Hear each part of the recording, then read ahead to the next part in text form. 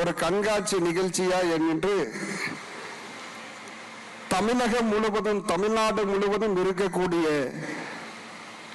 விவசாயத்தில் ஆர்வமுள்ள துறையினை சார்ந்திருக்கக்கூடியவர்கள், விவசாய வேளாண்மை துறை சார்ந்திருக்கக்கூடிய கல்லூரியினுடைய விரிவுரையாளர்கள், அரசினுடைய துறை அதிகாரிகள், உடுமலை மண்ணிலே வசிக்கக்கூடிய பெருமக்கள் எல்லாம் ஒரு போட்டுகின்ற ஒரு விழாவாக இந்த விழா நடைபெற்று கொண்டிருக்கின்றது.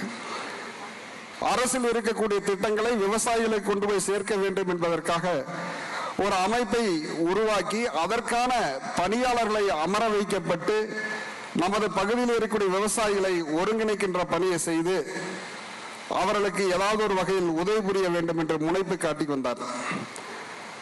அவருடைய பணிக்காலம் நிறைவு பெற்றிருந்தாலும் மக்கள் சேவை தொடர்ந்து செய்வேன் என்கின்ற வகையில் தற்போது இந்த அறுவடை விவசாய கண்காட்சியை நடத்தி கொண்டு விவசாயத்தை அடுத்த தலைமுறையினருக்கு எடுத்து சென்று கொண்டிருக்கின்றார்கள். இன்றைய காலகட்டத்தில் நாம் செய்கின்ற விவசாய முறையை மாற்றி அமைத்து, மாற்றம் ஒன்றே மாறாதது என்பதற்கேற்ப மாற்றி அமைத்து வருங்கால சந்ததியினருக்கு விவசாயம் செய்தால் வாழ்வு எவ்வாறு உயரும் என்பதற்கு இந்த கண்காட்சி உங்களுக்கு ஒரு எடுத்துக்காட்டாக அமையும்.